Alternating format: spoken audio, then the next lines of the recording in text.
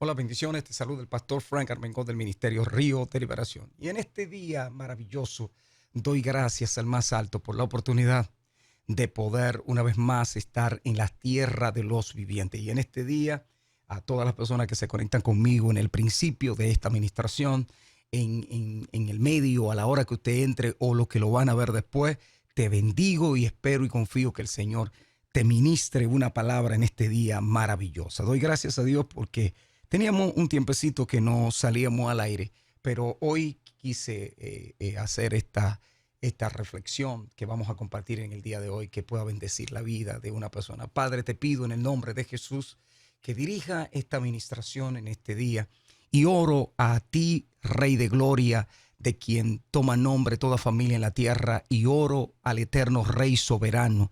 Toda oración es dirigida al Padre en el nombre de Jesucristo, y en este día te pido que me dirija, en este día te pido que nos dé la fuerza, la habilidad para poder tocar una vida, para poder abrir los oídos y los ojos de alguien que necesita escuchar esta palabra en el día de hoy, y que esta palabra sea de bendición y que podamos apreciar realmente el plan y el propósito. Espíritu Santo, tú que eres el maestro que fue dejado por Jesucristo acá en la tierra para instruir a la iglesia, en este día te pido que sea Señor eterno, Padre, en el nombre de Jesucristo, que a través de tu Espíritu Santo nos lleve a la revelación, al entendimiento, y que esta palabra, mientras sea ministrada, recorra el tiempo y el espacio, y esta palabra pueda tocar una vida, pueda liberar una vida, sanar emocionalmente, socialmente, moralmente y físicamente. Esta palabra se traslade al corazón de una persona que en este instante está débil, el corazón de una persona que está enferma, una persona que está pasando por una situación difícil y no encuentra la solución,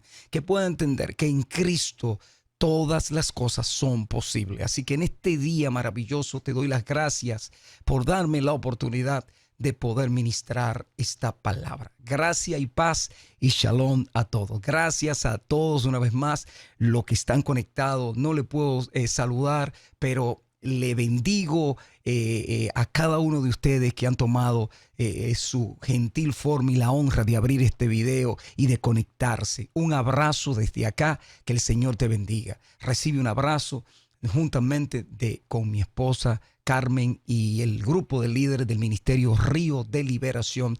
Estamos localizados en el 37-06 de la 77 Street en Jackson High, Queens. Si usted no tiene una iglesia y no tiene un lugar donde congregarse, no se quede en su casa. Venga a recibir una palabra de parte de Dios para que reciba instrucciones. Este domingo a partir de las 10 de la mañana estaremos reunidos allí adorando al Rey de Gloria y recibiendo una palabra de parte de Dios. Así que no te lo pueda perder. Así que gracias por conectarse. En el día de hoy quiero compartir una palabra y me llama la atención porque vamos a compartir un tema, el cual le puse: ¿por qué Jesús murió a la hora novena? Pero antes de entrar a este tema, vamos a ver por qué razón murió en la cruz. Es muy importante que entendamos eso. Este evento, y es importante saber que este evento sucedió hace más de 2000 años, y en un monte en las afueras de Jerusalén llamado el Gólgota o la Calavera. Era una mañana caliente, las gotas de sudor bajaban sin control, se encontraba nervioso y no pudo dormir nada esa noche anterior. Su camino a la cruz fue definitivamente uno sumamente cruel y doloroso. Cristo fue golpeado sin piedad, azotado con unos lástigos que contenían en su punta pedazos de hueso, de hierro, de plomo, de manera que con cada azote rasgaban un pedazo de su carne. Es muy importante que entienda que el Señor fue golpeado tan brutalmente que apenas podía mantenerse en pie. Y, y una de las cosas que al cargar ese pesado madero, Jesús fue crucificado entre dos ladrones, y aún sin haber cometido ninguna falta, fue tratado como un criminal sin merecerlo. Y para eso Para ese tiempo, morir en la cruz o en el madero era la forma más inhumana que existía y era humillante de morir en esa condición.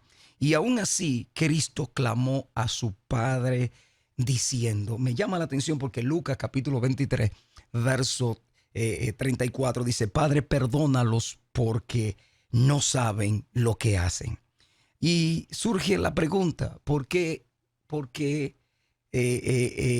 murió Jesús en la cruz del Calvario? Juan capítulo 3, verso 16 nos dice, pues Dios amó tanto al cosmos, al mundo, que dio a su único Hijo, para que todo aquel que crea en Él no se pierda, sino que tenga vida eterna. Y una de las cosas que hay que saber, que por la que Cristo murió en la cruz, número uno, murió por amor. La misión de Jesús aquí en la tierra fue motivada por amor, sin igual que siente por cada uno de nosotros, aún sin merecernos ese amor.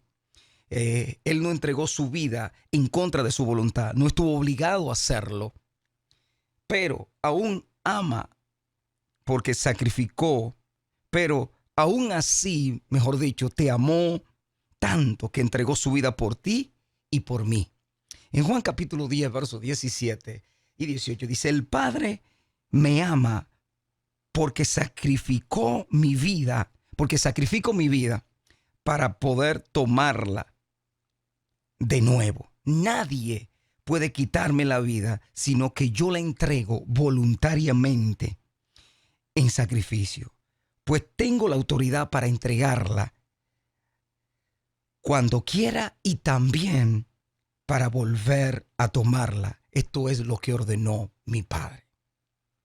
Lo número dos por la que Cristo murió en la cruz murió para perdonar nuestros pecados, para que todo el que crea en Él no se pierda. Dios entregó a su Hijo para que muriera en beneficio tuyo y mío. Y nuestro Padre Celestial no deseaba que nadie se perdiera. Y por nosotros mismos no podíamos alcanzar ese perdón de pecados. Hebreos capítulo 9, verso 15 dice, pues Cristo murió para librarlo del castigo por los pecados que habían cometido bajo ese primer pacto. Lo número 3 por lo que Cristo murió en la cruz murió para darnos vida eterna. Es importante que entienda que para que todo el que crea en Él no se pierda, sino que tenga vida eterna. Todos sabemos que en algún momento no llegará la hora de morir. Nuestro tiempo aquí en la tierra es temporero. Eso es ley de vida. Y la pregunta es, ¿pero qué sucede después de la muerte? La pregunta es, ¿todo termina ahí? La respuesta es no. No todo termina ahí. Al contrario, en ese momento comienza una vida que es eterna y solo hay dos lugares a donde podremos ir: o al paraíso con Dios, o lamentablemente al infierno, donde todo es castigo y sufrimiento.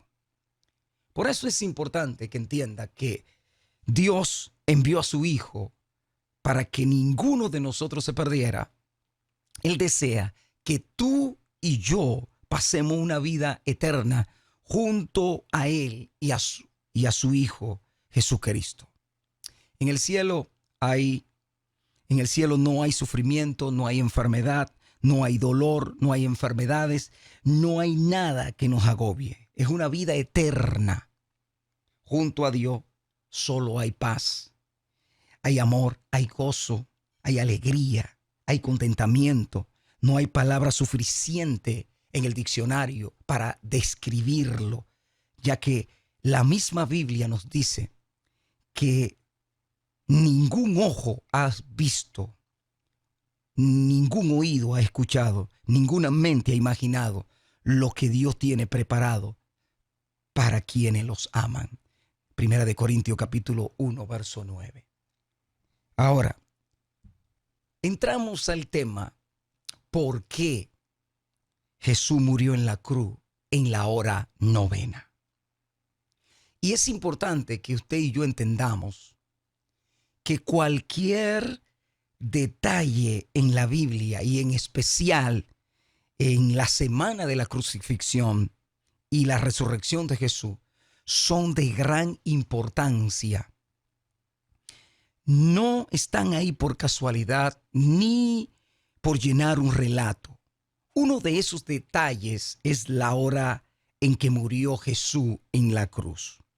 El relato bíblico nos dice que el día de la crucifixión Jesús murió, Jesús expiró cerca de la hora novena, de acuerdo al relato de Mateo capítulo 27 del 45 al 50. Pero la pregunta surge y sería, ¿por qué precisamente a esa hora? Y es importante saber que nuestro horario, el horario gregoriano o romano, es distinto al horario judío. El día de 24 horas en la Biblia comienza cuando se esconde el sol y más o menos a las 6 de la tarde, de acuerdo al relato de Génesis capítulo 1, verso 5, el día está dividido en 12 horas del día y 12 horas de la noche.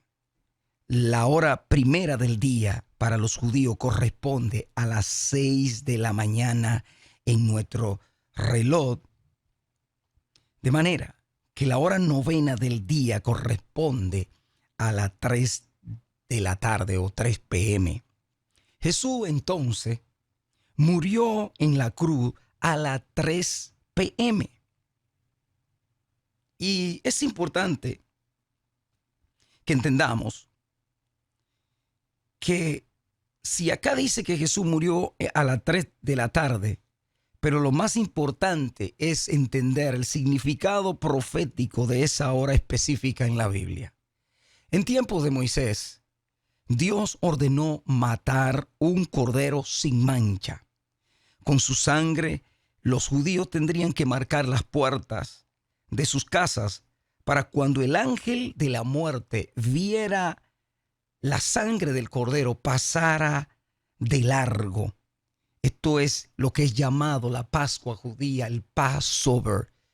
Y aquel cordero debía ser inmolado el día 14 del mes de Nisán, entre las 2 tardes, de acuerdo al relato de Éxodo, capítulo 12, verso 6, y Levítico 23, verso 5.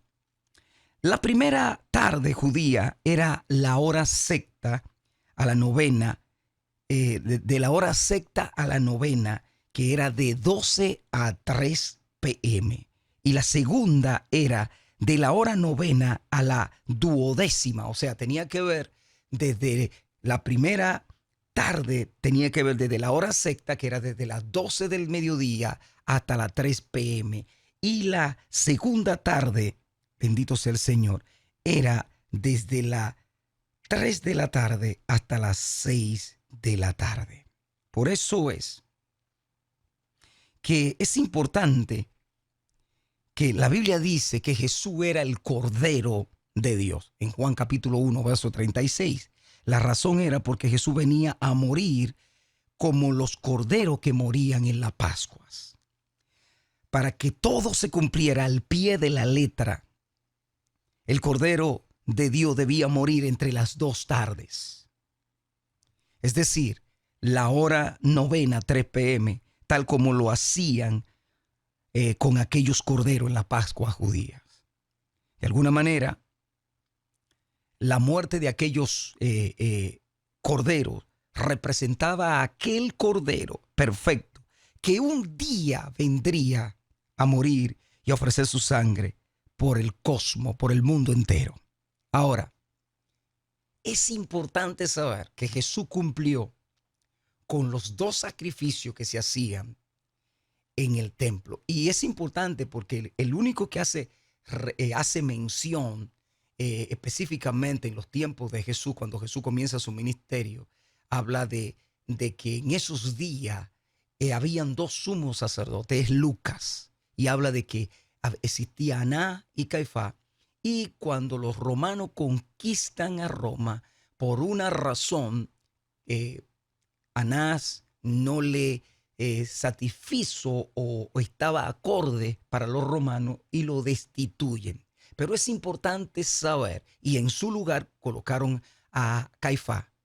Y es importante saber lo siguiente, que cuando se investiga al sumo sacerdote, no era una elección de decir tú estás ahí en esa posición por 2 años, 4 años, 8 años. No, era una investidura que la hacía el Señor y era hasta que el sumo sacerdote, mientras el sumo sacerdote viviera. Obviamente esa posición era suplantada por otro sumo sacerdote cuando ese sumo sacerdote moría.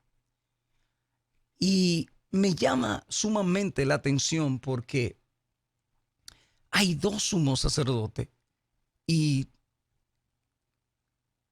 está Ana, que los judíos cuando tenían que consultar algo todavía seguían yendo a Ana, y para los romanos el sumo sacerdote era Caifás, que era la persona que ofrecía los sacrificios en el templo. Ese día que toca crucificar en la Pascua y toca ir a hacer el sacrificio, Caifás está en el templo para ofrecer los sacrificios, mientras que Anás está en la cruz del Calvario para ser testigo del sacrificio de ese cordero que se va a sacrificar como una tipología. Que es importante saber que ese día, dice la Biblia, que Jesús expiró, hubo un terremoto, y dice que el velo del templo se rasgó en dos. Pero antes de ahí dice que hubo tiniebla, hubo oscuridad. Hubo una oscuridad. ¿Y qué pasa? Desde la hora sexta hasta la novena hubo oscuridad. Hubo una oscuridad. ¿Y qué sucede? Que al haber una oscuridad, Caifás no puede hacer sacrificio porque no hay luz. Mientras cuando Jesús expira en la cruz del Calvario, en la hora novena, dijo esta palabra antes de expirar. Dijo tetelestai en griego, que significa consumado es. Y Aná fue testigo de que el que murió ahí era el cordero. Obviamente Aná no lo dijo, pero el soldado romano, cuando tiene que revisar si los que habían crucificado estaban muertos, dice que se acercaron a los ladrones y al tal vivo les quebraron las piernas y se murieron. Y al otro les quebraron la pierna y se murieron. Pero a Cristo, cuando lo miraron, no tocaron ninguno, sino que con su lanza, dice que tocó y salió agua y sangre. Mire qué cosa tan impresionante, porque acá me llama la atención esto. Y el soldado dijo esta palabra: verdaderamente este era el Hijo de Dios. Certificó que el que estaba ahí era el Cordero real, era el Hijo de Dios. Ahora mire lo siguiente, porque me llamó la atención esto. El hombre fue creado en el día 6. Adán fue creado en el día 6. Sin embargo, la mujer fue formada en el día 7. ¿Y qué significa eso? Que la mujer fue formada en el descanso, en el reposo de Adán, porque mientras éste dormía, Dios abrió y sacó una de sus costillas y formó la mujer y la trajo a Adán. Pero hay otro dato interesante. Exactamente en el reposo de Adán, Dios extrae a Eva para formarla, o Dios saca un hueso, una costilla de Adán para formarla, pero exactamente en el reposo de Adán, mientras éste dormía, también en el reposo de Dios, dio forma a la mujer en el día 7. Ahora, la diferencia entre crear y formar es que crear es producir una obra a partir de la capacidad artística, imaginativa o intelectual de su autor. Otro significado es hacer una cosa, hacer que una cosa comience a existir por primera vez. Otra definición es hacer aparecer una cosa cuya existencia depende de la existencia de otra. Ahora, eso es crear. Por otro lado, formar es hacer una cosa dándole su forma o aspecto exterior. Otra definición de formar es crear una cosa que antes no existía, formar un grupo de amigos. Número 3, dar preparación intelectual o profesional a alguien. Esta es la definición de lo que es crear y formar. Ahora, la mujer es una representación de la iglesia. Eva, al ser formada, fue una representación de la iglesia, la cual fue formada en el reposo de Adán y en el reposo de Dios. De la misma manera, si Eva es una representación de la iglesia fue formada en el reposo de Yeshua, de Jesucristo, mientras éste expiró en la cruz del Calvario y dijo, consumado es. Mientras él dormía, la iglesia fue formada. Poderoso. Por eso es que es importante que entienda el poder que tiene ese sacrificio, porque Cristo expiró y dijo, consumado es.